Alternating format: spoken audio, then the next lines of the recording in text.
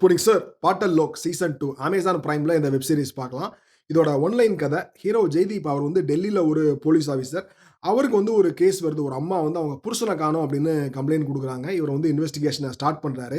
இந்த சம்பவத்துக்கு பேரலலா நாகாலாந்தை சேர்ந்த ஒரு பிக் ஷாட் ஒருத்தர் வந்து ஹோட்டல்ல கொடூரமா கொலை செய்யப்பட்டு கிடக்குறாரு. அந்த கேஸ இன்னொரு போலீஸ் ஆபிசர் என்குயரி பண்றாரு.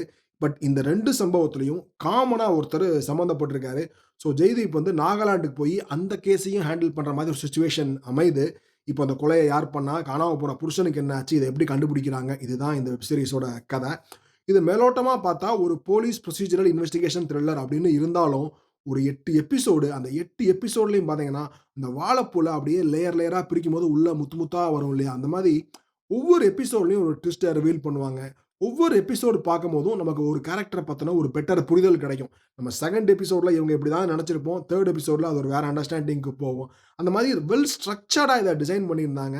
எங்கேயுமே ஒரு லேக், டல் மொமெண்ட் எதுவுமே இருக்காது. ஒரு நீட்டான ரைட்டிங். காஸ்டிங் வைஸ் ஒரு தரமான காஸ்டிங். நம்ம ஹீரோ ஜெய்தீப் என்ன மாரியான ஒரு பெர்ஃபார்மன்ஸ் அவரு. அதாவது போலீஸ் ஹீரோ அப்டின்னாலே ரொம்ப போலீஸ்னாலே வெறப்பா, துடிப்பா, மிடுக்கா அந்த மாரி தான் காமிப்பாங்க இல்லையா சினிமால. இவரு அப்படியெல்லாம் இருக்க மாட்டாரு. ஒரு மாரி தல்கா புல்கான்னு தான் இருப்பாரு. கொஞ்சம் வயித்த தள்ளிட்டு தான் தொப்பையோட தான் நடப்பாரு. அவருக்கு கால்ல வந்து ஒரு சின்ன பிரச்சனை இருக்கும். இப்போ ஒரு சேசிங் சீன்லாம் வருதுன்னா, ஒருத்தர் தொப்பையோட இருக்கிறவரு, கால்ல பிரச்சனை இருக்கிறவரு ஓடுனான்னா எப்படி ஓடுவாரு அப்படிங்கிறதெல்லாம் ரொம்ப அட்டகாசமா, ரொம்ப தத்ரூவமா அப்படியே கொண்டு வந்திருந்தாரு. அதெல்லாம் சூப்பரா ஸ்கோர் பண்ணியிருந்தாரு. அவர் பெர்ஃபார்மன்ஸே இந்த வெப் சீரிஸோட ஒரு பெரிய ஹைலைட். அத தாண்டி ஏசிபி அன்சாரிங்கிற ரோல்ல நடிச்சிருக்கிற ஐஷ்வக் சிங், திலோத்தமா அந்த 2 பேரும் சூப்பரா பண்ணியிருந்தாங்க.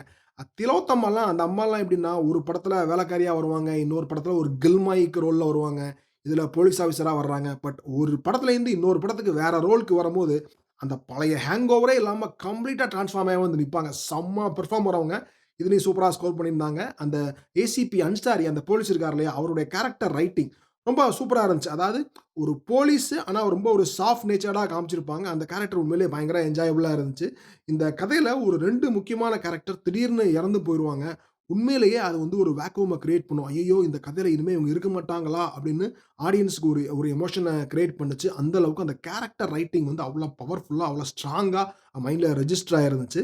இந்த கதை களமே பயங்கர ஃப்ரெஷ்ஷா இருக்கும். நாகாலாந்து அங்க உள்ள பொலிட்டிக்கல் இஷ்யூஸ், அங்க மக்களோட பிரச்சனைகள், அந்த லேண்ட்ஸ்கேப், அந்த இயற்கை வளம் அதெல்லாம் சூப்பரா காமிச்சிருந்தாங்க. அது நெறைய டீட்டெயிலிங் இருக்கும்.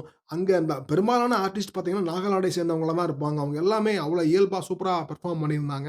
இதுல குறைகள்னு சொல்றதுக்குலாம் ஒண்ணும் கிடையாது.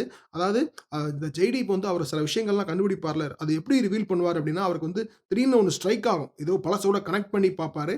அப்போ ஒரு உண்மையா கண்டுபிடிப்பாரு. அது ஒரு சில இடங்கள்ல ரொம்ப கதைக்கு கன்வீனியன்ட்டா அவருக்கு ஸ்ட்ரைக் ஆற மாரி எழுதியிருந்தாங்க. பட் அது ஒரு பெரிய இஷ்யூலாம் கிடையாது. இன்னொன்னு சொல்லணும். அதாவது இப்ப வர்ற படங்களா இருக்கட்டும், வெப் சீரிஸா இருக்கட்டும், எப்படியாவது ஒரு கேரக்டர் ஒரு எல்ஜிபிடிக்யூ கேரக்டர் இருந்தா, கவர்ன்மெண்ட்ல ஏதாவது சன்மானம் தர்றாங்களா அப்படின்னு தெரியல. இங்கேயும் ஒரு கேரக்டர் அப்படி திணிச்சிருந்தாங்க. ஒரு கேரக்டர் இறந்து போவாங்கன்னு சொன்னேன் இல்லையா? அந்த கேரக்டருக்கு வந்து ஒரு குழந்தை இருப்பாப்ல.